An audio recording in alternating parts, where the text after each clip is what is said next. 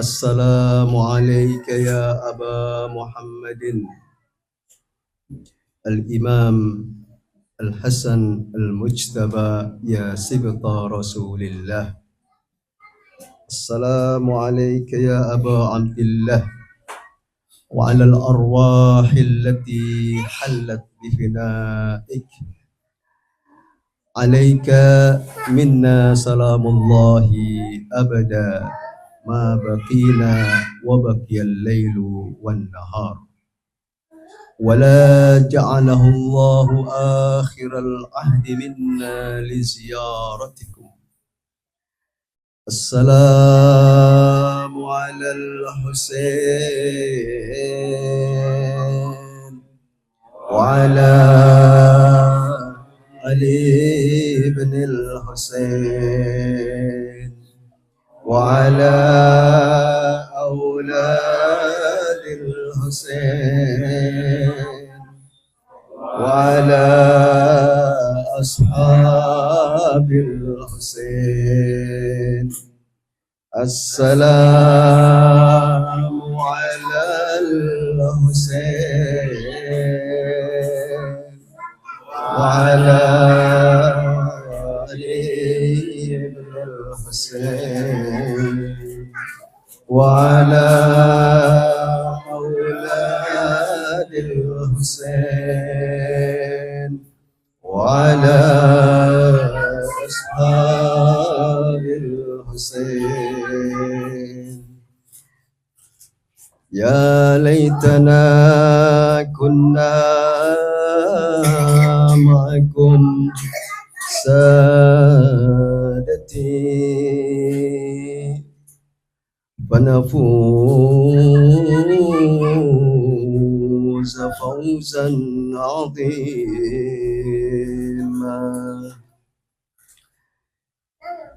Wahai para pecinta Abu Abdillah, ya ummat al-Husain, bapak-bapak dan ibu-ibu, al-ikhwan wal akhwat yang saya muliakan, Bapak Haji Waginam, Bapak Haji Ahmad, dan semua ikhwan, akhwat, para pecinta Abu Abdillah, Assalamualaikum warahmatullahi wabarakatuh.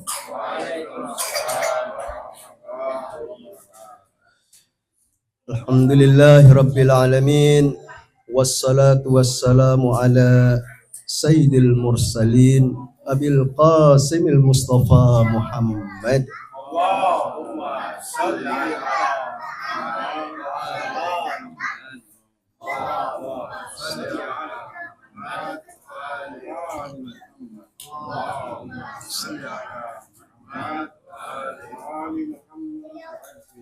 wa ala alihi at-tayyibin at-tahirin wa ashabihi al-mayamin. Qala Allah Ta'ala fi kitabihil karim, a'udzu billahi minasy syaithanir rajim. Wala tahsabanna alladhina qutilu fi sabilillahi amwata bal ahya'un 'inda rabbihim yurzaqun. Wa qala Rasulullah sallallahu alaihi wa alihi, Husainun minni wa ana min Husain. Ahabballah man ahabba Husaina. Innal Husain misbahul huda wa safinatun najah.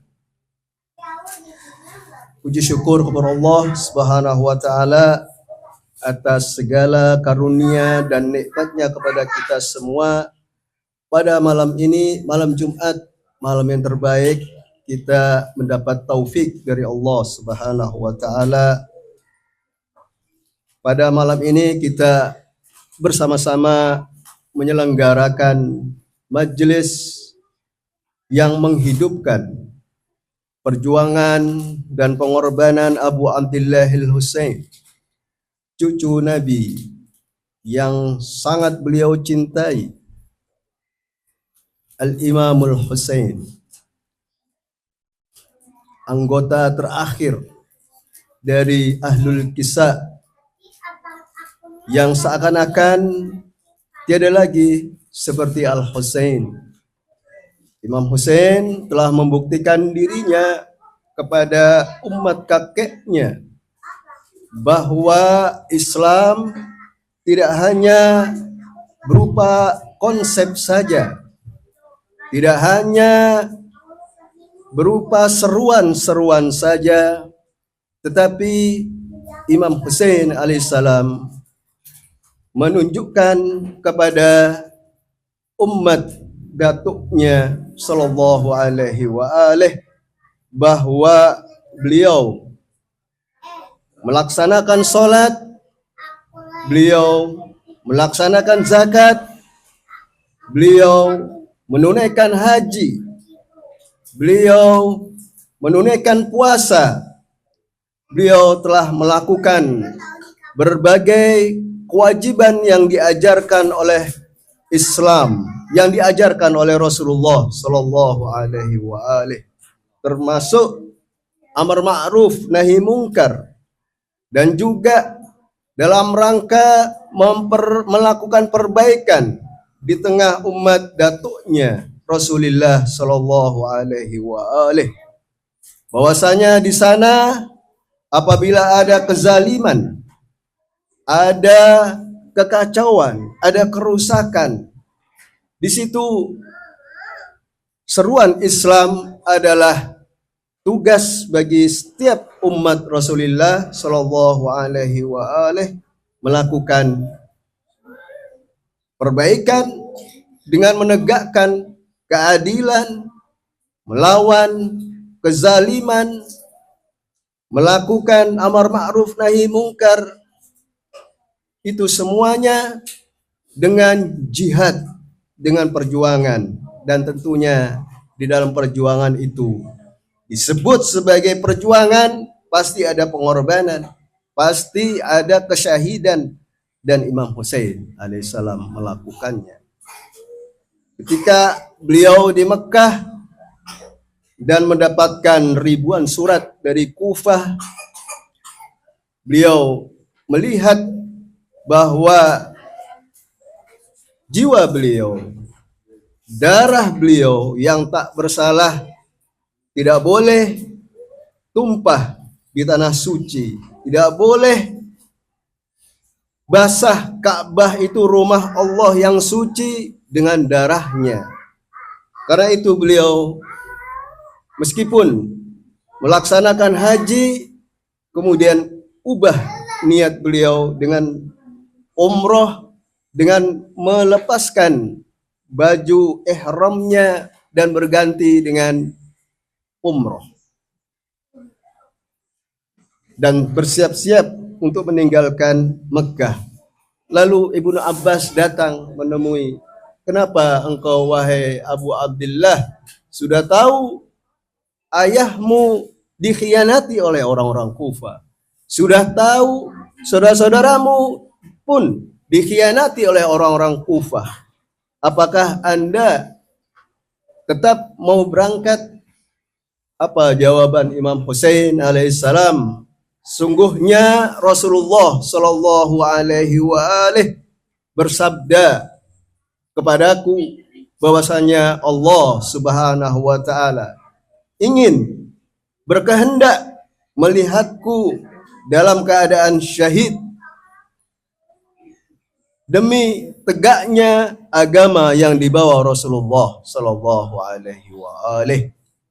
Dan benar, demi tegaknya agama beliau, tegaknya Islam, beliau korbankan jiwanya, beliau korbankan putra-putra terbaiknya, Ali Al-Akbar, Ali Al-Asghar, dan putra-putra Rasulullah Sallallahu Alaihi Wasallam, termasuk ponakan beliau Qasim putra Imam Hasan, yang memang Imam Hasan alaihissalam mempersiapkan putranya untuk membela Abu Abdullah Al-Husain alaihissalam. Bahkan dalam bentuk tulisan wasiat langsung dari Imam Hasan supaya membela berwasiat kepada putranya Qasim supaya membela pamannya Abu Abdullah al-Husain. Dan termasuk Imam Ali pun alaihissalam mempersiapkan putra-putranya agar membela Abu Abdullah al-Husain. Abul Fadl al-Abbas dan saudara-saudaranya, 4 bersaudara Abul Fadl al-Abbas, yang mereka itu adalah putra Imam Ali dengan Ummul Banin, dan menjadi wasiat dari Imam Ali bin Abi Thalib kepada Abul Fadl al-Abbas agar selalu bersama Abu Abdullah al-Husain dan agar membela Imam Husain kemanapun dan kapanpun hingga nyawa taruhannya. Dan itu benar, harus mendahulukan kepentingan Abu Abdullah daripada kepentingan dirinya. Dan itu dalam sejarah ditunjukkan, beliau pantang untuk meminum air kalau itu mendahului imamnya, abangnya Abu Abdullah al-Husain. Beliau buang air dunia itu ketika teringat bahwa di sana abangnya Imam Husain dan keluarganya, para wanita dan anak-anaknya kehausan. Dia tidak mungkin merasa senang sementara keluarganya dalam kesusahan, imamnya dalam kehausan. Itu ajaran kesetiaan yang diajarkan oleh Rasulullah Shallallahu Alaihi Wasallam. Ajaran pengorbanan demi perbaikan umatnya, demi tegaknya agama Islam, bahwa Islam ini sudah memang janji Allah Subhanahu wa taala, liyudhhirahu 'alad dini kullih. Islam akan berjaya nanti. Islam akan menang, akan menjadi agama satu-satunya yang mengatur kehidupan manusia nanti di tangan qaimu Ali Muhammad.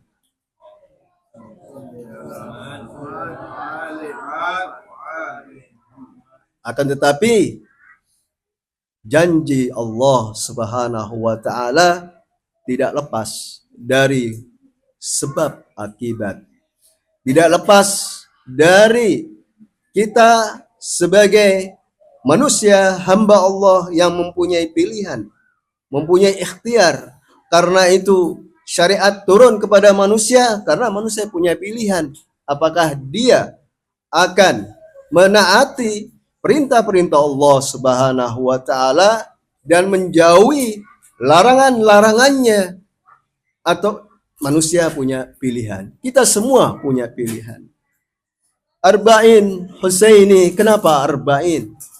Kenapa ada arba'in untuk Imam Husain alaihissalam? Tidak ada arba'in untuk Rasulullah. Tidak ada arba'in untuk Imam Ali. Tidak ada arba'in untuk Imam Hasan.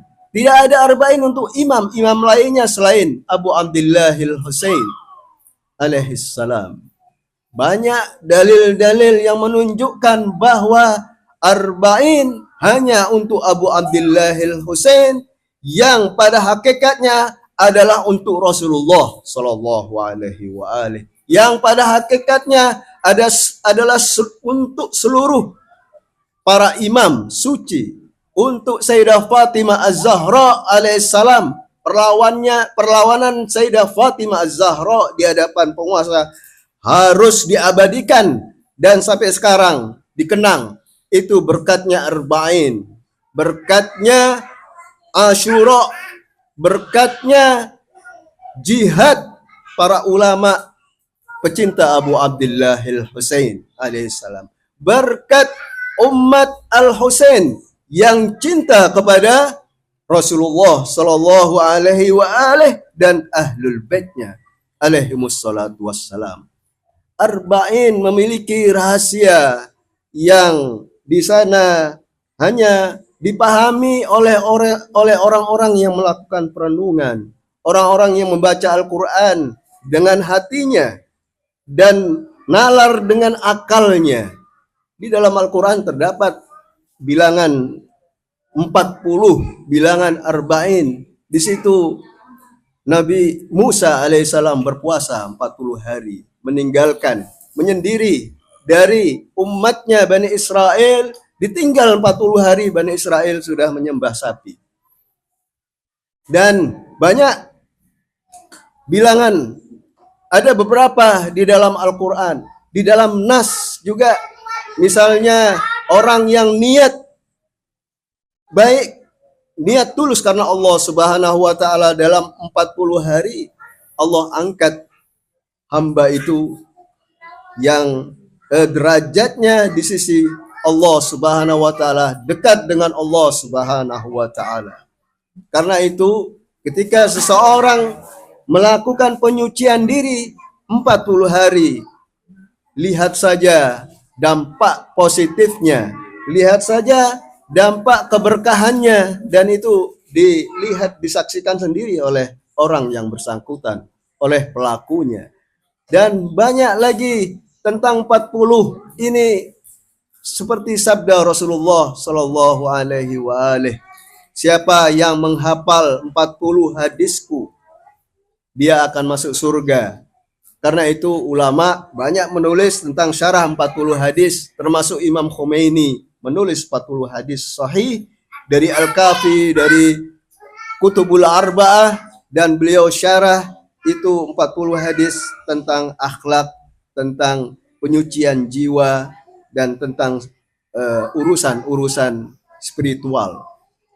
Arba'in itu dihidupkan untuk mengenang, mengabadikan perjuangan dan pengorbanan Abu Abdillah al-Husain alaihissalam. Kalau ada kalimat bahwasanya al-Islam Muhammadiyatul wujud wa Husainiyatul baqa. Islam itu diwujudkan, dilahirkan, dibawa oleh Rasulullah Shallallahu Alaihi Wasallam, dan diabadikan oleh Imam Husain alaihissalam dengan darahnya, dengan jiwanya, dengan orang-orang yang dia cintai, dengan orang-orang yang rela membela Imam Husain meskipun dibunuh 1000 kali, dengan orang-orang yang tidak mau terpisah dari Abu Abdillah al-Husain seperti Sayyidah Zainab salamullah alaiha. Arba'in ini bukan hanya menunjukkan keagungan Imam Husain seorang dan kaum laki-laki yang menjadi pecinta Rasulullah dan ahlul baitnya alaihimussalatu wassalam, tetapi juga seorang wanita memiliki peran yang sangat besar. Di masa itu Sayyidah Zainab, dari sebelum Imam Husain bangkit dan sampai pada Imam Husain alaihissalam bangkit di Karbala, dan sesudah itu Imam Husain syahid bersama para pembelanya yang menjadi syuhada, dan Sayyidah Zainab menjadi tawanan. Banyak orang ragu di masa itu. Bahkan Sayyidah Zainab disebut al-aqilah. Al-aqilah itu apa? Wanita yang berakal. Bukan hanya berakal, bisa mampu membedakan mana yang baik dan mana yang buruk. Adil itu baik dan zalim itu buruk. Jujur itu baik, dusta itu buruk. Bukan cuma itu saja. Mana yang benar dan mana yang batil, bukan cuma itu saja. Tetapi memiliki kepekaan, memiliki pemahaman apa yang harus dilakukan di masa itu. Sayyidah Zainab mengetahui, memahami apa yang harus dia lakukan untuk bersama imamnya, Imam Husain alaihissalam. Dan orang-orang dalam kesamaran tidak memahami apa yang harus dilakukan, itu disebabkan satu, kebodohan. Yang kedua, disebabkan lemahnya iman kepada Allah Subhanahu wa taala. Ibnu Abbas datang kepada Imam Husain, "Wahai Husain, wahai Abu Abdullah, kenapa engkau tetap berangkat menuju Kufah?" Tujuannya adalah Kufah. Sampai Karbala, tidak sampai Kufah, sampai di Karbala Imam Husain dikepung, Imam Husain dihentikan, dan disitulah rencana mereka untuk dibantai.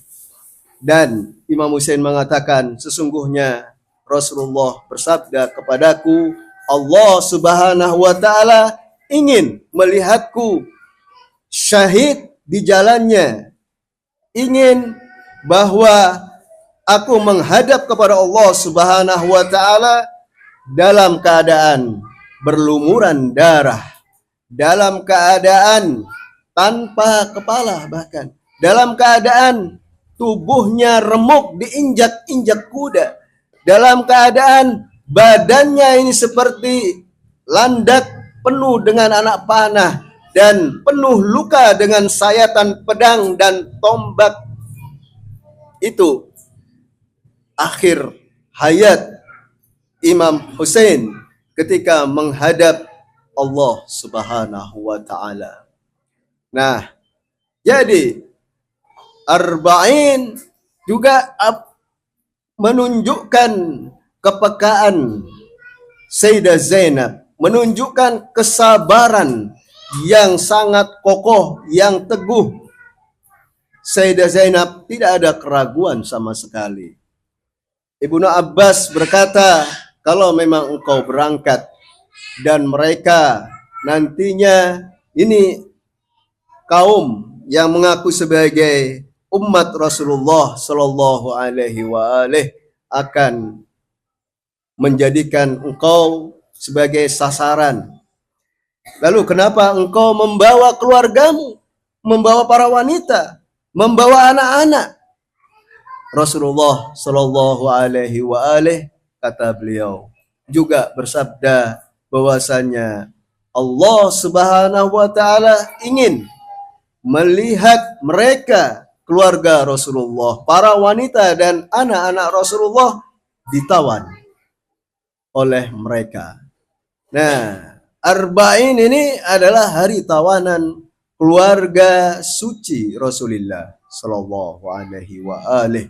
Mereka ditawan, dan dalam mereka ditawan, dalam keadaan ditawan, tetapi Sayyidah Zainab menyampaikan apa yang terjadi pada hari Asyura, apa yang sesungguhnya dibawa oleh Abu Abdullah Husain alaihissalam. Itu tadi yang dikatakan, Husainun minni wa ana min Husain, sabda Rasulullah sallallahu alaihi wasallam. Husain dariku, ya Husain cucuku, tetapi ana min Husain, aku dari Husain. Bagaimana kita memahami makna ini?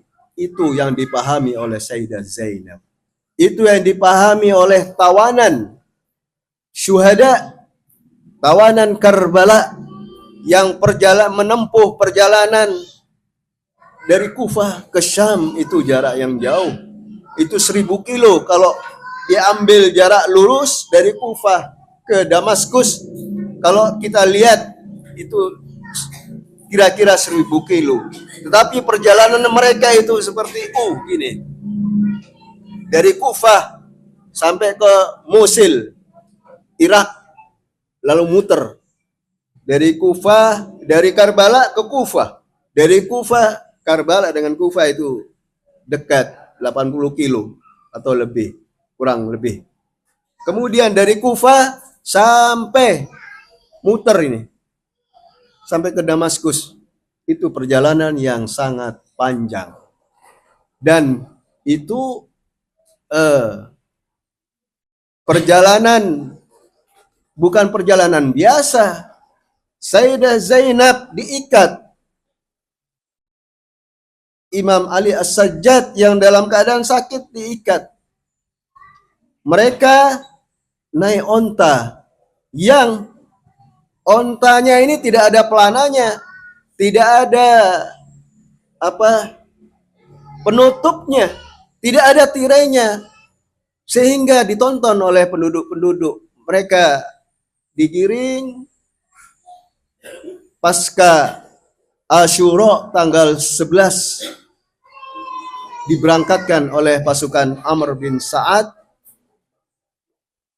ke Kufah dan harus menonton kepala-kepala syuhada. Sayyidah Zainab menyaksikan itu. Sebelum berangkat, Sayyidah Zainab menyaksikan jasad Abu Abdillahil Husain, sehingga mengangkat kepala ke langit dan berucap, Ya Muhammadah, Ya Muhammadah. Kemudian Allahumma taqabbal hadal qurban. Ya Allah, terimalah pengorbanan ini. Jadi Islam yang memiliki konsep harus berjuang, harus berkorban, bukan cuma seruan, tapi dipraktekkan oleh keluarga Rasulullah Shallallahu Alaihi Wasallam. Dipraktekkan sendiri, yang tidak menunggu umatnya yang mempraktekkan. Ahlul Bait memberikan contoh, Rasulullah memberikan contoh. Laqad kana lakum fi Rasulillahi uswatun hasanah, bahwa pada diri Rasulullah terhadap teladan yang baik. Rasulullah sebelum menyerukan sholat, Rasulullah melaksanakan sholat. Rasulullah sebelum menyerukan puasa, beliau melaksanakan puasa sebelum umatnya melakukan. Kalau Rasulullah menyerukan jihad kepada muslimin, Rasulullah berjihad. Dan bahkan dalam keyakinan Ahlul Bait alaihimussalatu wassalam, ma minna illa maqtul au masmum. Tidak dari kami ini seorang pun kecuali kalau tidak dibunuh, ya diracun. Artinya terbunuh, dan artinya syahid di jalan Allah Subhanahu wa taala. Husainiyatul baqa, dan Imam Husainlah yang mengekalkan, mengabadikan Islam yang dibawa oleh Rasulullah sallallahu alaihi wasallam. Arba'in itu menunjukkan kesabaran Sayyidah Zainab ketika menyaksikan Abu Abdillahil Husain yang tanpa kepala, kemudian digiring melihat kepala-kepala syuhada, termasuk kepala Abu Abdillahil Husain. Harus menyaksikan itu. Dan juga beliau harus menjaga anak-anak syuhada jangan sampai berpencar, jangan sampai hilang, dan menjaga Imam Ali As-Sajjad yang menjadi penerus Abu Abdillahil Husain. Tanpa Sayyidah Zainab, maka wilayah ini akan goyah, akan terputus. Seandainya tidak dijaga oleh Sayyidah Zainab, Imam Ali Zainul Abidin pun dibunuh. Imam Ali diselamatkan, didekap oleh Sayyidah Zainab ketika di hadapan Ibnu Ziyad. Ibnu Ziyad merasa menang, merasa gembira, dan merasa telah melaksanakan tugasnya dengan baik dengan membunuh Imam Husain alaihissalam atas perintah Yazid radhiyallahu alaihi, dan membantai semua orang-orang lakinya. Lalu ini siapa Imam Ali ini? Ini siapa? Bukankah Ali sudah syahid, sudah mati? Dia mengira bahwa itu adalah Imam Ali Al-Sajjad, yang syahid adalah Ali Al-Akbar. Nah, Sayyidah Zainab dengan berani dan lantang, kalau kau bunuh dia, berarti aku dulu bunuh. Ya, aku dulu yang kau bunuh.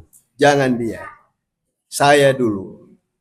Akhirnya ya atas kehendak Allah Subhanahu wa taala bahwa bumi tidak boleh kosong dari hujjah Allah Subhanahu wa taala.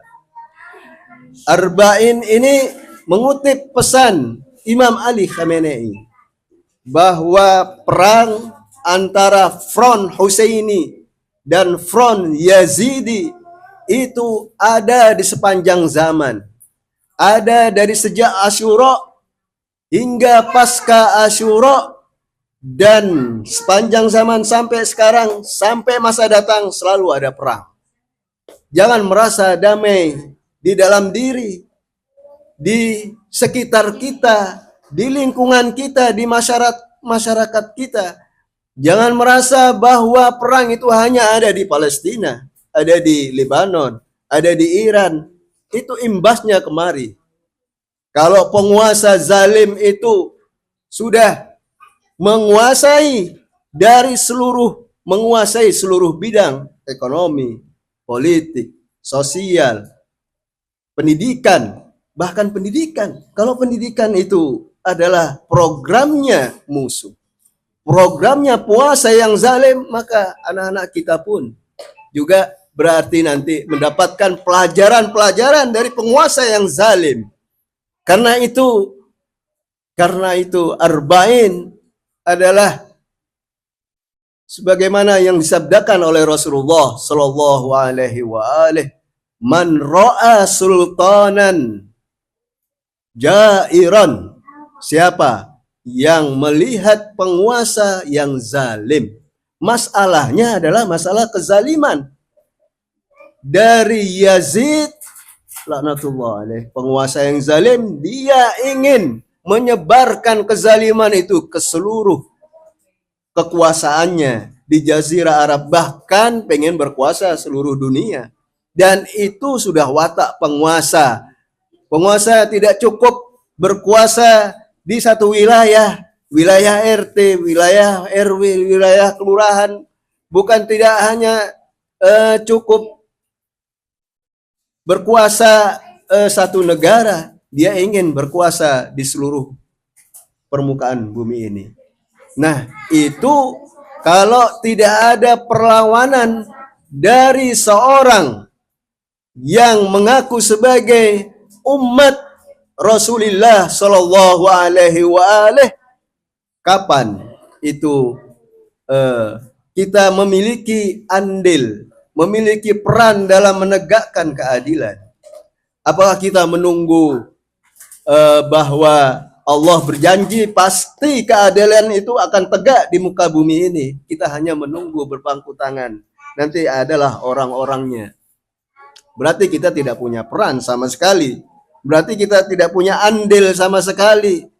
Nah, mudah-mudahan kita semua, Allah Subhanahu wa taala selalu memberikan taufik dan hidayah kepada kita bahwa kita ingin berjalan di jalan Rasulullah sallallahu alaihi wa asiru bisirati jaddi wa abi. Itu ungkapan Abu Abdillahil Husain. Aku ingin berjalan di jalan kakekku dan ayahku. Kakekku Rasulullah sallallahu alaihi wa dan ayahku Imam Ali bin Abi Thalib, karena jalan keduanya ini adalah jalan kebenaran. Karena keduanya ini adalah jalan menyelamatkan manusia.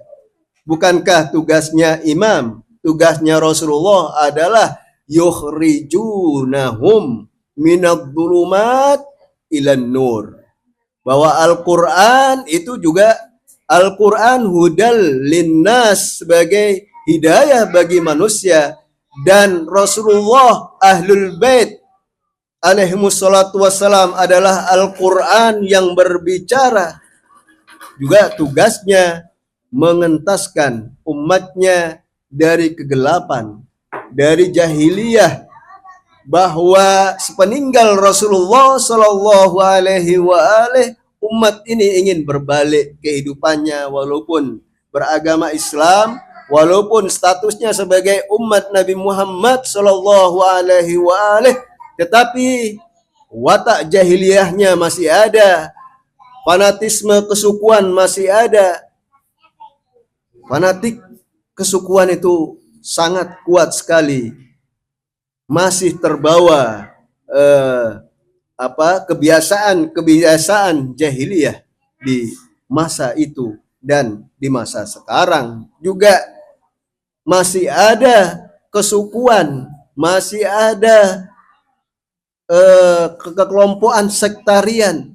Itu Israel itu menganggap bahwasanya bangsa yang paling mulia, anak Tuhan, dan yang lain adalah para budak, mereka yang layak menjadi majikan, mereka yang layak menjadi tuan-tuan yang harus dilayani, dan selainnya itu adalah orang-orang bawahan yang harus tunduk kepada mereka.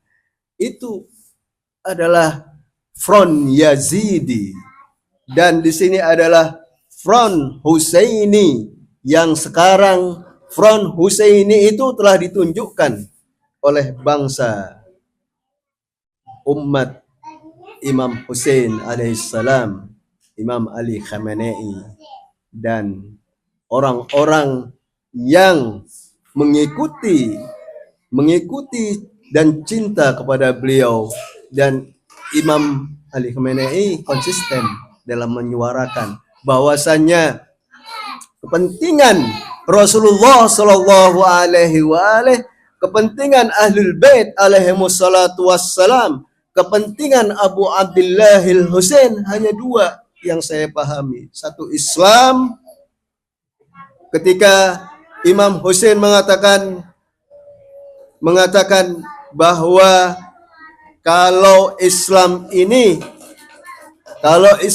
dipimpin oleh seorang seperti Yazid, alal Islam assalam, selamat tinggal Islam. Islam diambang kehancuran.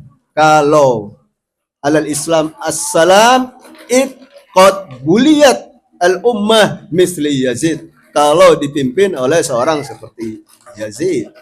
Nah, karena itu bagi Imam Husain, ala wa inna da'i ibn ad-da'i qad rakkaza baina sillah wa dhillah, bahwasanya si fulan ini, penguasa yang zalim ini, membuat dua pilihan, menyerahkan dua pilihan kepadaku, as-sillah wa dhillah. As-sillah itu artinya bahwasanya dia kematian, dan dhillah itu kehinaan. Tetapi Imam Hussein alaihissalam lebih baik mati daripada menanggung hina.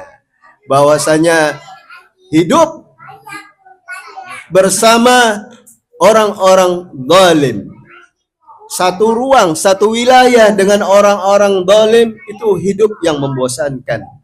Saya teringat ucapan Imam Musa As-Sadr bahwa Syiah itu ada dua kelompok.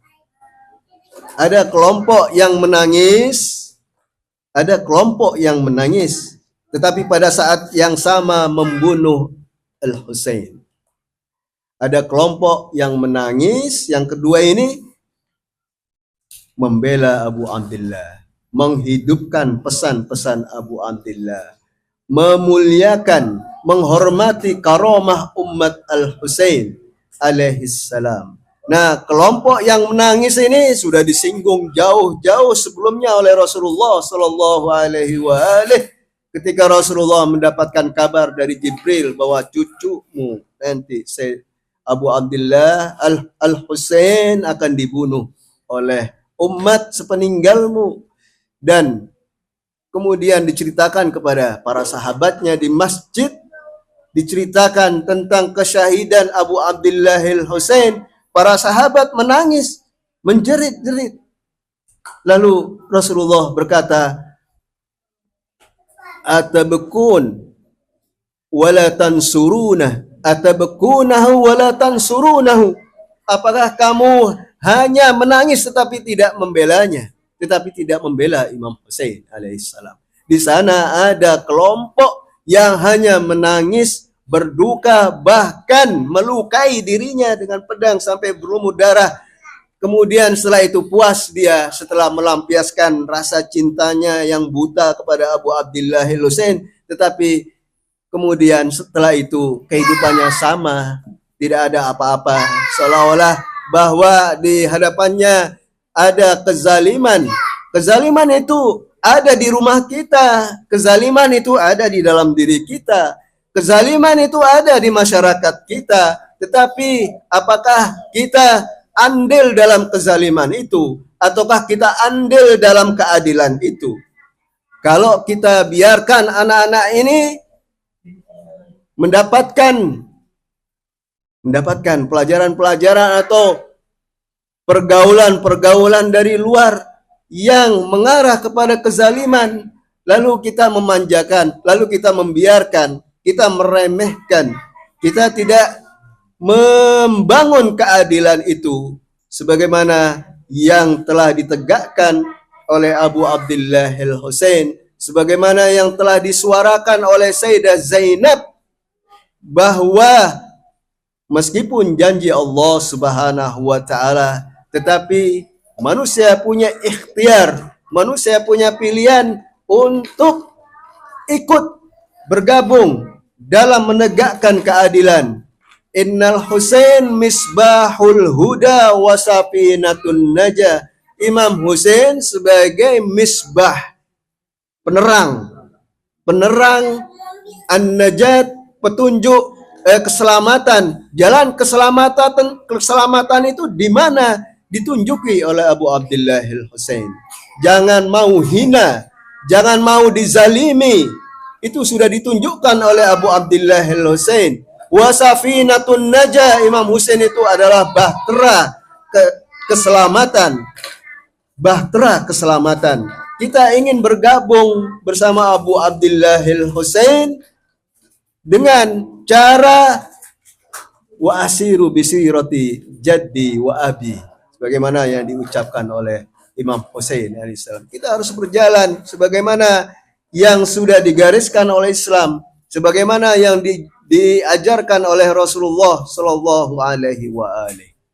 Nah, meskipun terkadang kita berijtihad sendiri, beralasan, dan banyak alasan yang kita pikirkan, yang kita ungkapkan, kita lontarkan, tapi mudah-mudahan kita semua insya Allah dengan berselawat, senantiasa berselawat kepada Rasulullah Sallallahu Alaihi Wasallam, senantiasa kita mengkaji, memahami, mempelajari bahwasanya kita ada tahapan-tahapan dalam mentarbiyah diri kita. Kalau Rasulullah Sallallahu Alaihi Wasallam mendidik umatnya, pertama yatlu alaihim ayatihi, membacakan ayat-ayat suci Al-Quran. Itu bukan hanya maksudnya membaca ayat-ayat suci Al-Quran, tetapi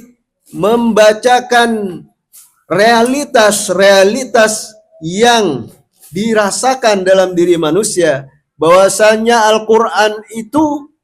Al-Quran itu berbicara kepada hati setiap manusia.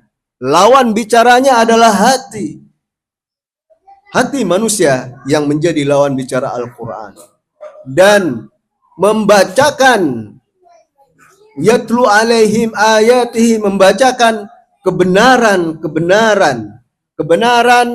tauhid, kebenaran bahwasanya Allah Subhanahu wa taala adalah pemilik kita semua, alam semesta ini, dan hanya Allah Subhanahu wa taala yang Maha Esa.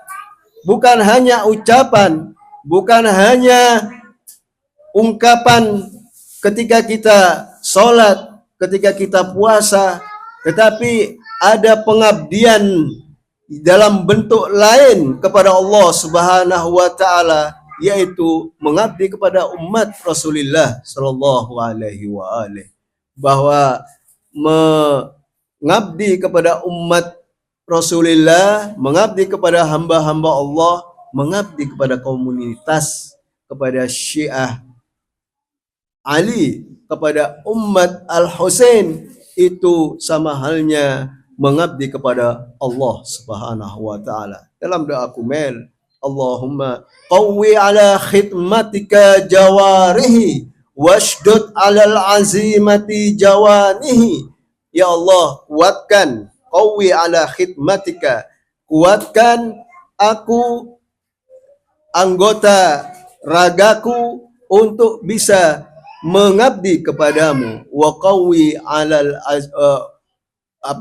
azimati jawanihi, dan juga kekuatan daya-daya spiritual, daya-daya rohani, jiwaku juga kuatkan, pikiranku kuatkan, jangan sampai terpedaya, jangan sampai daya akal ini kemudian dilemahkan oleh hawa nafsu, dilemahkan oleh kebiasaan-kebiasaan buruk, dan juga hati ini jangan sampai terbalik, jangan sampai kemudian yang secara fitrah cenderung kepada kebaikan lalu terbalik menjadi tidak cenderung kepada kebaikan.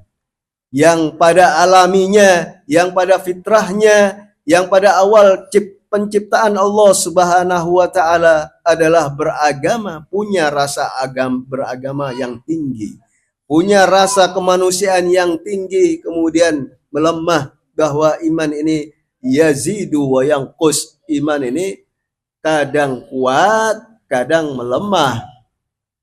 Dan itu terus, tetapi kuncinya adalah seperti yang dipesankan oleh Imam Ali Khamenei, yaitu istiqomah, yaitu kita harus terus membiasakan diri dalam kebaikan, membiasakan diri dalam persatuan. Jangan ada perpecahan di antara komunitas ini. Kita harus menjaga komunitas ini untuk tetap bersatu, bahwa komunitas ini adalah umat Abu Abdillahil Husain, para pecinta Abu Abdillah. Kita tidak hanya menangis dan berduka, kemudian dan seterusnya, hanya itu saja, lontaran-lontaran ungkapan ekspresi cinta, tetapi pada saat yang sama kita merendahkan kemuliaan umat Abu Abdillahil Husain. Itulah yang dimaksud dengan membunuh Abu Abdillahil Husain. Bahwa membunuh Imam Husain bukan hanya di waktu Asyura. Asyura Imam Husain dibunuh. Dan sekarang bagaimana dikatakan membunuh Imam Husain? Memadamkan pesan-pesan Imam Husain dengan cara, dan itu sudah terus diupayakan oleh musuh-musuh Islam, terutama dari penguasa, baik itu penguasa Islam maupun penguasa kafir. Penguasa Islam Bani Umayyah telah membuktikan untuk memadamkan perjuangan dan pengorbanan Ahlul Bait alaihi wassalatu wassalam, dengan cara mengutuk Imam Ali bin Abi Thalib di atas mimbar-mimbar oleh ulama-ulama mereka. Kemudian juga dari Bani Abbasiyah pun itu terjadi di masa Mutawakkil. Orang-orang dilarang untuk mengadakan peringatan Asyura. Peringatan Asyura dilarang, bahkan dibunuh itu para peserta, orang-orang yang hadir, tamu-tamu Abu Abdillahil Husain. Dan sekarang, alhamdulillah, kita mengadakannya dengan lancar. Kita tidak ada yang mencekal, tidak ada yang membegal, dan juga arba'in, ini arba'in realitas yang nyata. Jutaan orang dari jarak yang jauh, itu kenapa kok bisa datang dari Indonesia, dari India, dari Irak, dari Turki, dari Cina, dari seluruh dunia, dari Eropa, dan dari berbagai agama, orang Kristen, Yahudi, semuanya, ya Islam, ya terutama umat Al-Husain alaihissalam. Setiap arba'in mereka datang, dan kita merasa iri. Loh, teman-teman berangkat ke sana, kita masih duduk di sini, tertinggal, seolah-olah tertinggal. Sedih kita ditinggalkan, dan seolah-olah apakah saya dipanggil oleh Imam Hussein alaihissalam. Saya teringat dengan ada seorang ustadz bahwa umat Islam kita, maksudnya komunitas khususnya, ada komunitas itu sebagian dalam beragama itu nggak berbayar, ada yang berbayar. Nah, yang berbayar itu maksudnya apa? Yang berbayar itu ya yang punya uang dia haji, yang punya uang dia bisa ziarah ke Karbala, yang punya uang dia bisa berhumus, dia juga bisa bersedekah dan seterusnya. Harus bayar. Itu agama yang punya harus berbayar. Yang nggak punya nggak apa-apa, nggak berbayar, gratis. Dia cukup hadir di majelis, dia baca ziarah di rumahnya, di tempat yang walaupun jauh dengan Karbala, itu sama pahalanya. Tergantung niatnya, tergantung cintanya, tergantung imannya, bahwa belum tentu orang yang datang ke sana jauh dengan ongkos puluhan juta, tetapi hanya untuk jalan-jalan, tetapi hanya untuk ya melihat fenomena jutaan orang datang ke sana, lalu pulang juga sama tingkah lakunya, nggak ada peningkatan, bahkan mungkin penurunan dan lain sebagainya. Tapi kita insya Allah bersama-sama memohon kepada Allah Subhanahu wa Ta'ala, kita insya Allah istiqomah. Malam Rabu tawasul, malam Jumat kita doa kumail, dan kita momen-momen juga kita adakan bersama-sama. Ini kita bersama-sama, bukan acaranya seorang. Ini acaranya Imam Hussein alaihissalam. Ini acaranya Sayyidah Zainab alaihissalam. Bahwa kita banyak belajar dari Imam Hussein. Kita banyak belajar dari Sayyidah Zainab. Sayyidah Zainab, betapa sabarnya beliau ini, betapa tegarnya beliau ini menyaksikan syuhada, menyaksikan Imam Hussein alaihissalam yang badannya tercabik-cabik, hancur. Kita tidak bisa membayangkan bagaimana jasadnya Imam Hussein alaihissalam yang diinjak-injak kuda, remuk, tulangnya itu remuk, badannya penuh anak panah seperti badan landak, ditombak, penuh memar, penuh luka, berlumuran darah, dan tubuhnya penuh dengan debu sampai kering. Jarinya ketika ingin dipotong oleh laknatullah alaih, jari manisnya itu ada cincin, tidak bisa dicabut karena darahnya sudah bercampur dengan debu tanah Karbala. Susah untuk mencabutnya. Supaya gampang itu bagaimana caranya? Ya dipotong.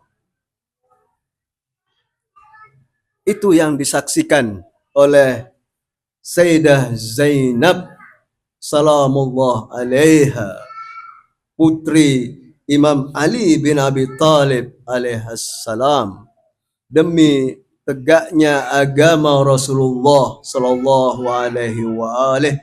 Oleh karena itu jeritan Sayyidah Zainab, wa Muhammadah ya jaddah, itu teriakan Sayyidah Zainab salamullah alaiha. Belum lagi Sayyidah Zainab harus mengayomi anak-anak yatim, anak-anak syuhada, dan mereka menjadi tontonan. Sampai di Kufah mereka dilempari kurma, ada yang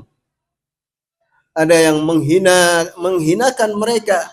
Lalu Sayyidah Zainab atau Ummu Kulsum, bahwa kami bukan anak-anak, bukan keluarga yang menerima sedekah. Mereka walaupun menjadi tawanan, tetapi mereka menjaga kehormatan sebagai keluarga Rasulullah sallallahu alaihi wa alihi. Di Syam tidak ada yang kenal siapa itu Ali As-Sajjad. Ketika Ali As-Sajjad di hadapan Yazid, dalam berdebat adu mulut dengan Yazid. Kemudian di sana ada adzan berkumandang Allahu Akbar, Allahu Akbar, sampai kalimat wa ashhadu anna Muhammadar Rasulullah. Imam Ali As-Sajjad bertanya, Muhammad itu siapa? Hei orang-orang, sehingga mereka tersadar. Syam, penduduk Syam yang dibodoh-bodohi selama bertahun-tahun oleh Muawiyah dan ingin menampilkan figur Islam hanya Muawiyah. Mereka tidak boleh kenal Rasulullah. Mereka tidak boleh kenal Imam Ali bin Abi Thalib. Mereka tidak boleh kenal Sayyidah Fatimah Az-Zahra alaihissalam. Tetapi berkat perjuangan Sayyidah Zainab, mereka menjadi terbuka siapa yang telah syahid ini, siapa Imam Ali As-Sajjad, bahwa inilah putra Abu Abdillahil Husain alaihissalam yang ayahnya dibantai bersama para syuhada, para pembelanya. Itu yang terjadi, bahwa Sayyidah Zainab meyakini ketika orang-orang dalam keraguan. Sayyidah Zainab memahami ketika orang-orang tidak paham bahwa apakah mereka bersama Imam Husain atau tidak. Mereka memilih nyaman di masjid berzikir seperti Abdullah bin Abbas, seperti Abdullah bin Umar, dan seterusnya. Ya, kelompok yang tidak mengikuti Abu Abdillah, Imam Husain mengatakan, siapa yang ingin ikut kepada kami menuju keselamatan, falyarhal ma'ana, maka ikutlah, pergi bersama kami. Bersama Abu Abdillah adalah keselamatan.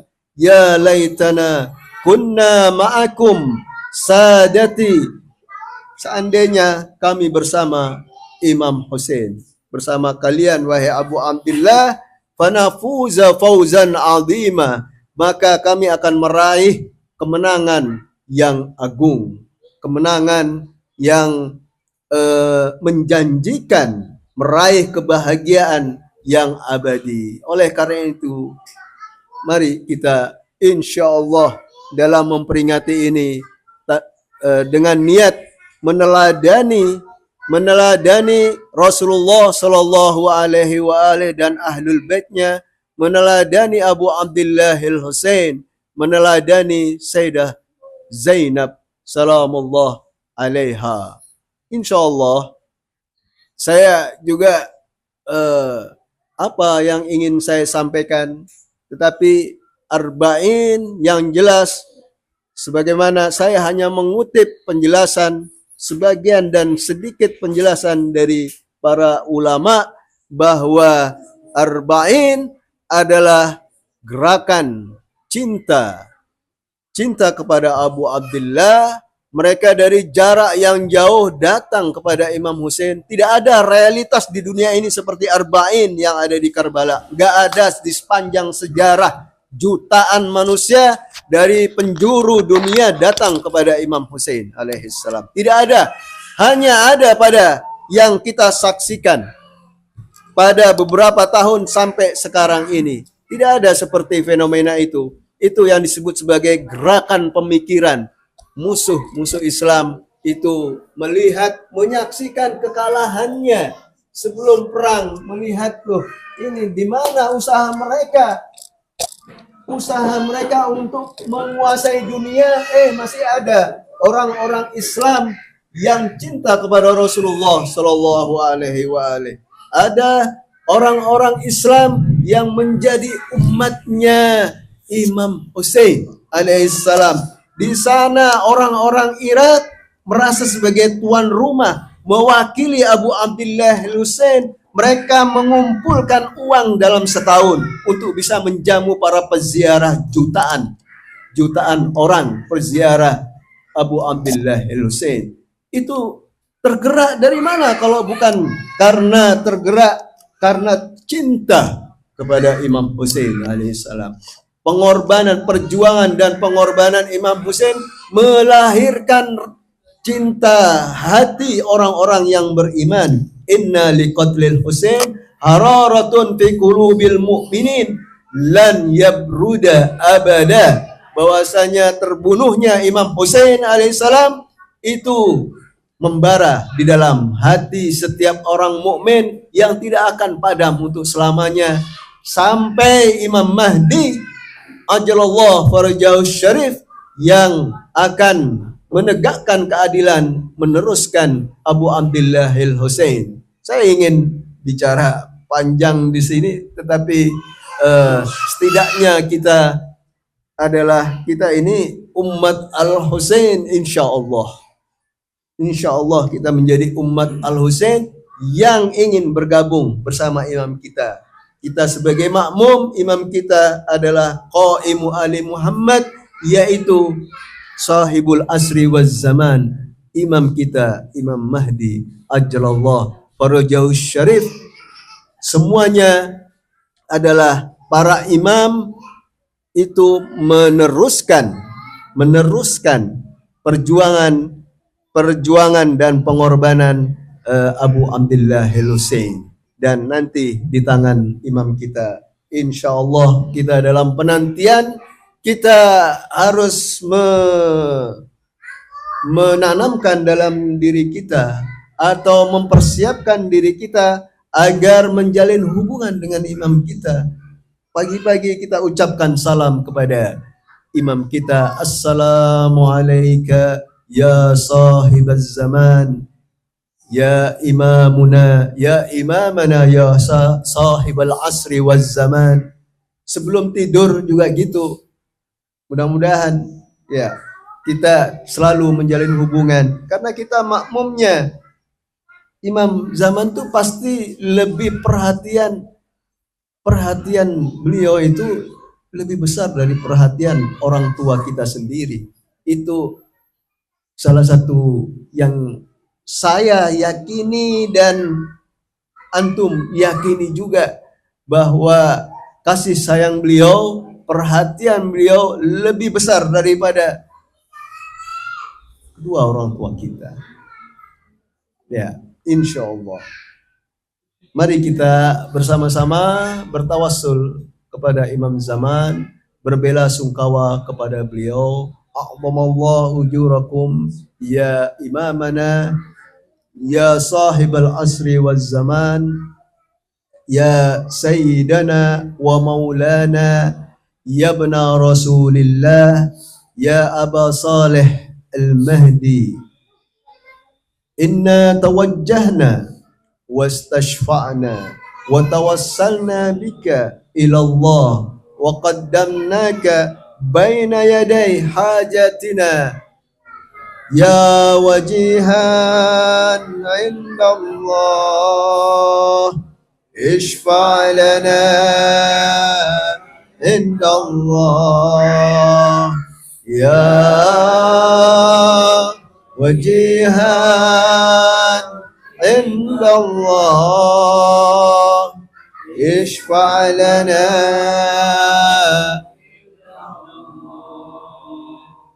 ya wajihan inda Allah ishfa' lana inda Allah. Assalamualaikum warahmatullahi wabarakatuh.